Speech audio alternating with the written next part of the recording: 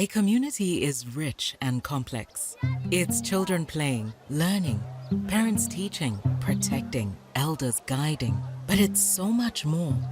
It's about history, ancestry, and legacy. You know what? I love living here. Our roots go deep. Are you saying I'm a tree? You just need to branch out your thinking a bit. A community's deep roots can be threatened by external systems and decisions. For example, the huge palm oil plantation in this community, funded by international agencies, is harming the community's environment and robbing people of their land and livelihoods. What can we do to stop this? We need to know more about the company operating this palm oil plantation. They are harming our community. How can we make them listen to us? Do we know anyone who can help us get more information? I hear a representative from an organization that knows about situations like ours will be at the community meeting today. Maybe they will know where to start. We are tired of the damage this plantation is causing our community. What can we do? Well, there are a few options if you want to demand change. You could approach the national courts, which might stop the project or grant compensation. However, court cases can be expensive and time-consuming, and the decisions are uncertain. That sounds tough. What else can we do? We could file a case to the African Court or the African Commission, but these processes are also very long and complex, and favorable rulings won't necessarily result in remedy for our community. Are courts our only option? There are also compliant officers at major international investors like the World Bank or the African Development Bank, which exist to hold companies and project financiers accountable for harm caused to communities. These are not perfect, but they are worth considering. Many international investors make promises to respect communities' human and environmental rights and have created more approachable complaint offices which have fewer barriers than courts. They allow communities themselves to demand remedy through investigation or negotiation. I'd like to make a complaint, please. Communities don't need a lawyer to access these offices. However, these offices are not courts and are unable to enforce any agreement or recommendation they make. This sounds interesting. We can defend our rights ourselves and tell them exactly what we need to fix the harm they caused. Ultimately, communities will need to put pressure on investors to follow through on any commitments. This may require media attention, advocacy with senior officials, and more.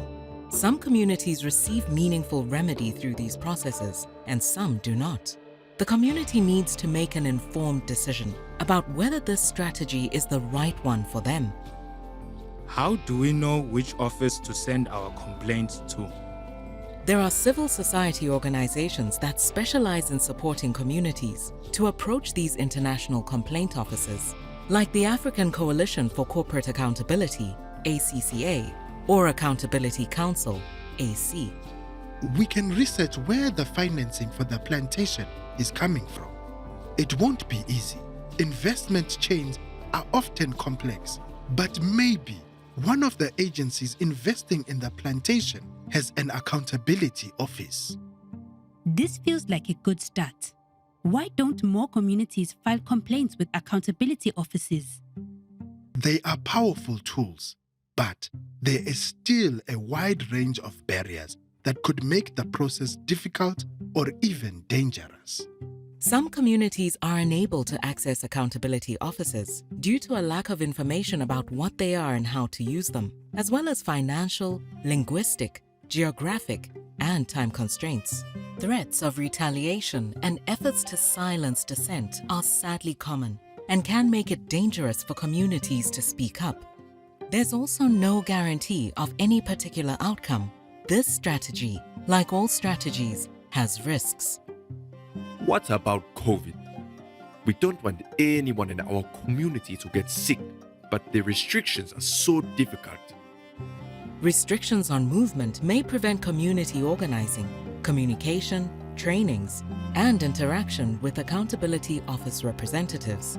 Limited access to technology often prevents the possibility of virtual alternatives. Fortunately, complaint officers are still receiving complaints and developing better virtual tools in case in-person visits are restricted. We don't even speak the same language as the plantation company investors. How can we defend our home?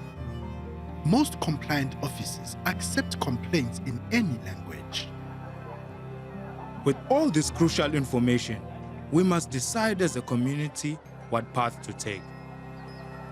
A community is stronger than the barriers caused by global investment systems. Because the community's roots go deep, they're embedded in family, tradition, and cultural values. We are stronger than this system. We are united. We hold the power. By utilizing their own intrinsic power and by gaining new knowledge with the aid of civil society organizations, they can weather the storm. They can regain control of their land and lives. You were right. Our roots go deep. This gives us strength.